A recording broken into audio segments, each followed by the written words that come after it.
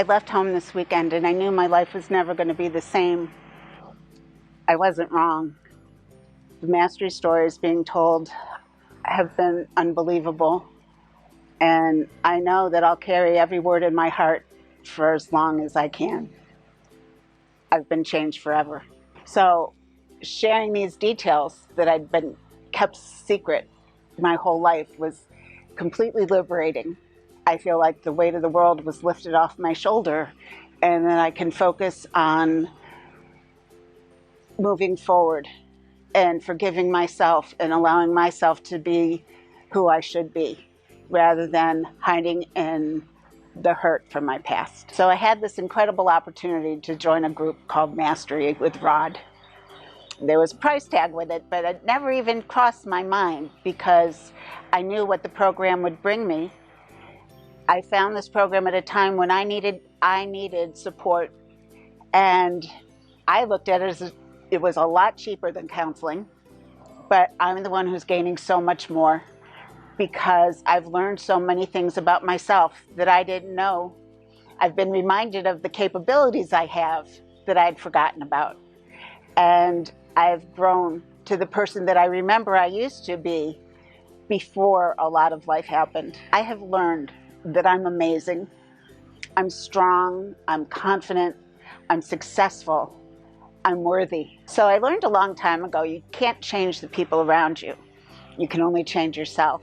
And all the work I've done on making a new version of me has had to inspire change in everybody else around me.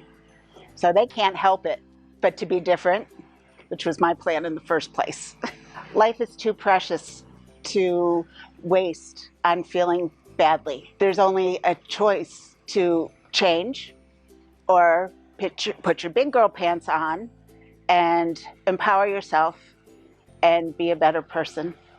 It's the best decision I ever made. This is a story that I promise will not bring any tears, because I'm about cried out today. Before I start though, I just want to tell everybody here, I'm so grateful for this opportunity. I will carry every one of your words in my heart for a very long time. I've been inspired by everyone, and I'm the one who, I feel like I'm the one who got the better end of the deal. So thank you very much. So, in any journey, there are many roads to take and obstacles to overcome. What gets us to our destination is the freedom to choose our path. My name is Annette Marie Louise Pascuzzi Forsythe. I'm a second generation Italian, raised Catholic. I've been known as daughter, sister, wife, mom, nanny, executive. I have 4 grown children. I've been married 37 years, and the most perfect grandchild, Zoe. Raised in an old-fashioned household, I went through 12 years of Catholic education, then college, marriage, kids. We didn't have a lot growing up, but there was always a hot meal on a table and a lot of love in the home. My parents taught us to respect, the importance of family, and a deep faith. They led by examples in their way of unconditional love and a strong work ethic. As a product of my environment, I came with all the emotional baggage that my upbringing brought. It could be said that there were a few significant emotional events. It could be said that a few of those events molded my future. So, with that as a background, an impending birthday with a 0 set me on a path of self-discovery. There were things in my life that didn't make sense, and they needed to change. Why does an intelligent woman set out to undermine herself at any given chance? Why would I be so insecure? I was always looking for acceptance and convinced it would never happen. So I would just put it away and carry on. For someone who was always social and a public presence, I couldn't figure out why I was so intimidated. And all the time being surrounded by people, I was never so lonely. So having reached a breaking point and setting out for the answers, the realization life was too precious to spend feeling this way. So it was time to put on my big girl pants and either be a victim or empower myself and make a change. Life in an Italian family. Half of my childhood was spent around our family table. Food equaled love. If you were sad, mange. If you were happy, mange. If anything. That was the way it was. So there was no doubt that I grew up to be a chubby kid. But that made me different, and that made me less valuable. A common practice in my family was to inspire change with shock.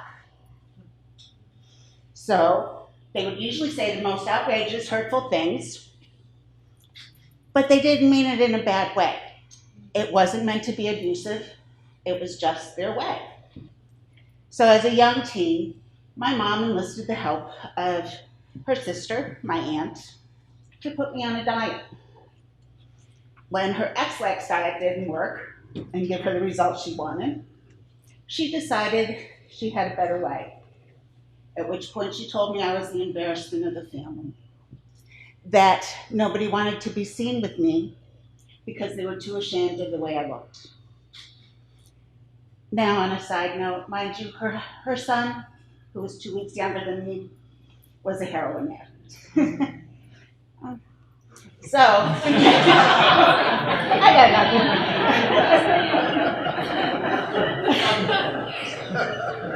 So, but here are the people that were the most important in my life. The people that meant the most to me were now tossing me aside too.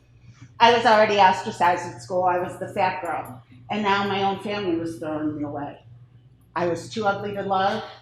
I was never going to be in the same class of people. But it was just their way. So being overweight defined me for a very long time. It took precedence over everything I did. The more I accomplished, the less significant I became. I just wanted to matter to someone. I wanted somebody to tell me they were proud. So I spent a lot of my lifetime doing almost everything in my power to gain respect to the people who were important to me. I was successful in school. I was an accomplished pianist and artist. I was a good wife and mom, an active volunteer. I led the life of a wonderful citizen. Four little words define my being for the better part of a lifetime. I had to let the power of those words go because they had destroyed my confidence. And I said almost before, because the more I made something about my weight, the more I undermined myself. So the discoveries I was making just didn't make sense in my head. They were ridiculous. I've been successful, intelligent, hardworking. How could I, how could this be? How could this be? I was told I was always too hard on myself, and yet preconceived notions were the thing that led. That was my point of reference. So the biggest battles in our lives are the ones against ourselves. We, people, especially the ones that I cared about, judged me by my looks, but worse yet, so did I. So stopping to look myself in the mirror, I started down a new path where confidence and self-love reign. I've become strong, confident, set limits, and have a new belief in me. I've grown and created visions for my future successes, because if you look beyond this person, you'll see more than a fat person. You'll find someone who works hard, eats healthy, is generous, a caregiver, and is driven by the fact that she just wants to make a difference in this world. It's very simple. There are no hidden agendas. What you see is what you get. In my journey to find validation, I had a little bonus.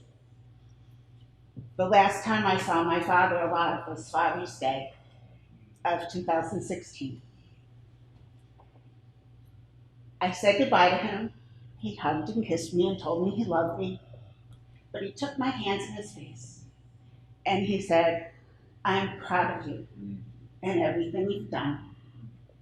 I had waited my lifetime to hear those words. He died just a couple weeks later. No tears. No,